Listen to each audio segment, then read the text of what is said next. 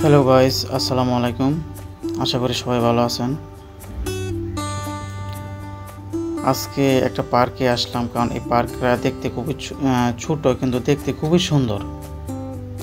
কারণ ছোট্ট একটা পার্ক, এই পার্কটার সাথেই কিন্তু সাগর। দেখেন কত সুন্দর একটা সাগর। এই সাগরের পাশেই এই পার্কে বিভিন্ন ধরনের মানুষ আসে, এখানে এসে বসে থাকে, কারণ আড্ডা দেয়। এখন অবশ্য মানুষ নাই, এখন মানুষ আসে 4টা-5টার দিকে। এই পার্কে মানুষ আসা এখানে বসে থাকে, কারণ বসে থাকা কিন্তু শান্তি বা খুবই ভালো লাগে। কারণ এক ধরনের বাতাস, কারণ সাগরের বাতাস খুবই ঠান্ডা ঠান্ডা বাতাস লাগে।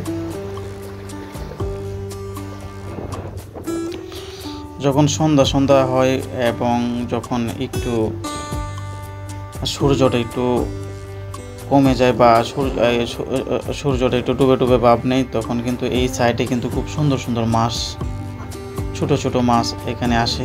আসলে এসব জায়গায় কিন্তু দেখতে খুবই সুন্দর দেখা যায়। অবশ্যই আপনারা তো আসেন, অবশ্যই এই জায়গায় ঘুরে যাবেন। কারণ মালদ্বীপ হলো ছোট ছোট দ্বীপ। এসব দ্বীপের মধ্যেই কিন্তু মানুষ বসবাস করে। আসলে মালদ্বীপ যারা আছে, কারণ তারা প্রবাসী বাংলাদেশি বাইরে এরাও কিন্তু মোটামুটি ভালোই আছে, খারাপ না। অন্য দেশের তুলনায় কিন্তু মালদ্বীপ ভালোই দেশ। মানুষের সংখ্যাও কিন্তু মালদ্বীপ খুবই কম। এসব দেশে আসলেও কিন্তু খুবই ভালো লাগে, কারণ দেখেন মালদ্বীপ আর বাংলাদেশ কিন্তু সেম না, কিন্তু মানুষ কিন্তু সেমই, কিন্তু বাংলাদেশ আর মালদ্বীপ বহু দূরে। কারণ বাংলাদেশ থেকে মালদ্বীপ আসতে প্রায় 4 ঘন্টা 10 মিনিট লাগে বিমানে। দেখুন, আসলে মালদ্বীপ দেশটা দেখতে খুবই সুন্দর। কারণ এসব দেশ যখন এই যে সাগরের মাঝখানে ছোট্ট ছোট্ট দ্বীপ, আসলেই যখন জোয়ারে পানি আসে তখন মনে হয় যে এই ডুবে যাবে বুঝি দ্বীপ, বা দূর থেকে যে দেখা যায় যে এই সাগরের মাঝখানে ডুবে গেছে বুঝি। কারণ আসলে এসব কিন্তু এই দেশের মানুষের অভ্যস্ত হয়ে গেছে। কারণ পানি যে যতটুকু সম্ভব, যতটুকু পরিমাণ জোয়ারে পানি বাড়ে, সারাদিনে একবার বাড়ে, এর চাইতে বেশি বাড়ে না, ততটুকুই বাড়ে। এক টাইমে বা বিভিন্ন টাইমে বাড়ে, কিন্তু আসলে এটা জোয়ারের পানি পরিমাণ মতোই বাড়ে। কারণ এর উপরে আর উঠে না, বৃষ্টি হলেও না। কারণ বৃষ্টি হলেও কিন্তু আসলে এই সাগরের পানি কিন্তু বাড়ে, কমে না। জোয়ারের সময় বাড়বো শুধু।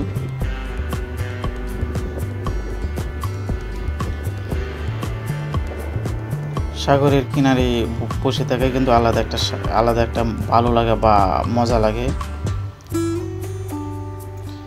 আসলে আপনারা যদি অবশ্যই আসেন, তাহলে অবশ্যই আসবেন, এসে ঘুরে যাবেন। কারণ এই যে মালদ্বীপের এই পার্কে, ছোট্ট একটি পার্ক, বেশি নয়, কয়েকজন লোক লইব। নারিকেল গাছ এই পার্কে।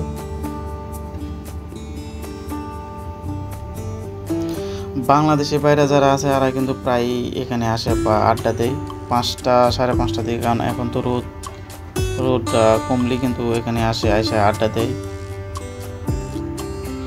আসলে যারা মালদ্বীপে আসতেছেন তারা কিন্তু বুঝে শুনে আসবেন, কারণ মালদ্বীপের অবস্থা বেশি একটা ভালো না। কারণ অবস্থা কিরম ভালো না, কারণ এখন কিন্তু যারা কাগজপত্র নাই বা এক মালিকের আন্ডারে আসে আরেক মালিকের কাজ করার চিন্তা ভাবনা নেই বা কাজ করতে আসে, এরা পুলিশের দরকারের সাথে সাথে কিন্তু বাংলাদেশে পাঠায় দেয়, এমনকি ডিপোর্ট করে পাঠায় দেয়, যাতে আর মালদ্বীপে না আসতে পারে। তাই আসবেন কিন্তু কোম্পানির নামে দেখে শুনে বুঝে আসবেন। তো যে আপনার নিজেরা কোনো লোক থাকে তাহলে আসবেন মালদ্বীপ। কাগজপত্র যদি আপনার ঠিক থাকে, কারণ সব কিছু ঠিক থাকে, তাহলে যেই মালিকের কাগজ আসছেন সেই মালিকের কাজ করতে হবে, অন্য কোনো মালিকের কাজ করতে পারবেন না। মালদ্বীপের সরকারের এইসব নিয়ম করেছে। কারণ অবশ্যই এই সরকারের এই মালদ্বীপের সরকার যে নিয়মই করে, এই নিয়মই কিন্তু পালন করতে হয়। কারণ ছোট্ট একটা দেশের থেকে মনোরঞ্জন মানুষ ধরা খুবই সহজ। কারণ এখানে লুকায়া বা পালায়া থাকা সম্ভব না। কারণ আপনি যে আইল্যান্ডে আছেন এই আইল্যান্ডের নামে থাকতে হইব, এই আইল্যান্ডে কাজ করতে হইব। অন্য কোনো আইল্যান্ডে গিয়ে কাজ করলে পুলিশে দু জানতে পারে, তাহলে কি অবশ্যই পুলিশে দৌড়ে কিন্তু দেশে পাঠায় দেব।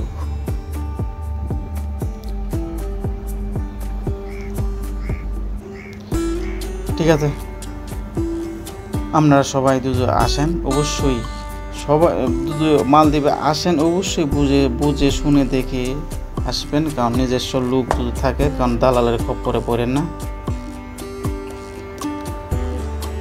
কারণ দালালের খপ্পরে পড়লে তো দালালে বলবেই যে আসো, কোনো সমস্যা নেই। আসলে সমস্যা আছে, যারা থাকতেছে এরা জানে।